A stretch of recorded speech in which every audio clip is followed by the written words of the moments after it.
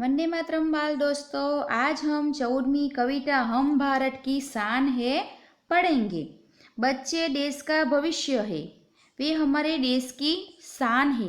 इस कविता में बच्चे बता रहे हैं कि वैसे कैसे कैसे काम करके देश को आगे बढ़ाएंगे। तो बाल दोस्तों, अब हम कविता का पढ़ेंगे और समझेंगे। नन्हे नन्हे हमें न समझो, हम भारत की शान है।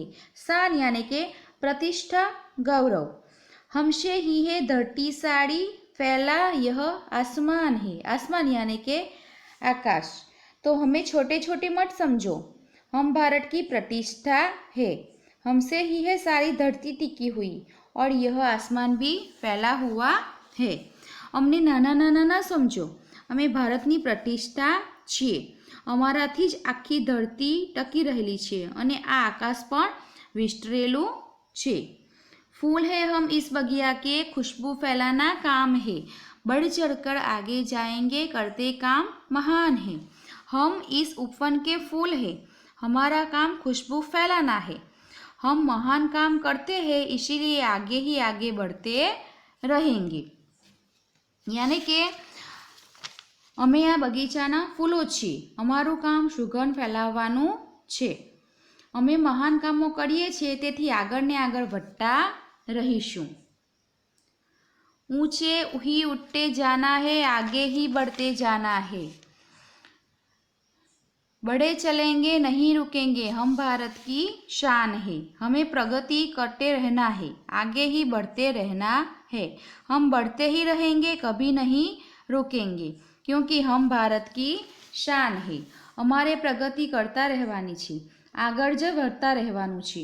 અમે આગળ વધતા જ રહીશું, કદી અટકીશું નહીં, કારણ કે અમે ભારતની પ્રતિષ્ઠા છીએ। શબ્દાર્થ: બગિયા, બગીચા। બગિયા यानी के बगीचा, शान यानी के प्रतिष्ठा, खुशबू यानी के सुगंध, आसमान यानी के आकाश। अब हम उसका अभ्यास देखेंगे। निम्नलिखित शब्दों के उदाहरण के अनुसार एक वाक्य बनाइए। तो हमें एक वाक्य बनाना है। तो धरती, धरती पर हरियाली छा गई है। तो उसका वाक्य क्या आता है? पृथ्वी पर हरियाली छा गई है। दूसरा, बगिया में गुलाब के फूल है। तो बगीचे में गुलाब के फूल है। तीसरा, शान, बच्चे देश की शान है। तो बच्चे देश की प्रतिष्ठा है। आगे का प्रश्न 2, इस कविता में बच्चे देश की शान बढ़ाने के लिए क्या करेंगे यह बताया है। आप भी देश की शान बढ़ाने के लिए कुछ न कुछ करने को सोचते होंगे। लिखिए कि आप देश की तरक्की के लिए क्या क्या करेंगे। तो हम देश की तरक्की के लिए नियमित स्कूल जाएंगे, अच्छी तरह पढ़ाई करूँगा, शिष्टाचार पूर्ण व्यवहार करूँगा, स्कूल, मोहल्ला और गांव की सफाई का ध्यान रखूँगा, बड़ा होकर देश का अच्छा नागरिक बनूँगा, देश के साथ कभी गद्दारी नहीं करूँगा, सार्वजनिक संपत्ति का रक्षण करूँगा। सोचिए और लिखिए, हम देश की सेवा किस किस प्रकार से कर सकते हैं। तो आदर्श छात्र बनकर और अच्छी पढ़ाई करके, हमारे आसपास की स्वच्छता का ध्यान रखकर, बड़े होकर अच्छे नागरिक बनकर, पूरी निष्ठा से हमारा फर्ज अदा करके, देश के विकास में संपूर्ण योगदान देकर। तीसरा, काव्य का सामूहिक एवं व्यक्तिगत गान कीजिए। તમારે कविताने गावानी રહેશે। चौथું, रेखांकित शब्दों पर सर्वभार देकर वाक्य पढ़िए। इसमें भार देकर, सर्वभार देकर वाक्य पढ़ना है। आगे का प्रश्न स्वाध्याय। स्वाध्याय का पहला प्रश्न है, भारत माता की शान कौन है। तो बच्चे, भारत माता की शान है। दूसरा, बगियों में खुशबू कौन फैलाता है। तो बगियों में फूल खुशबू फैलाता है। हम कैसे आगे बढ़ सकते हैं।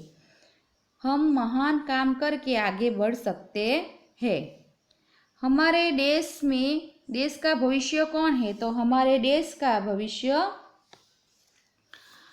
बच्चे है। आगे,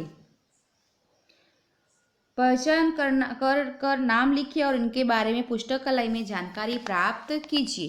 तो मैं आपको एक सुनाती हूँ, बाद में आप कोई भी पुस्तक में से इनके बारे में जानकारी लीजिए और लिखिए। तो पहला है अमिताभ बच्चन।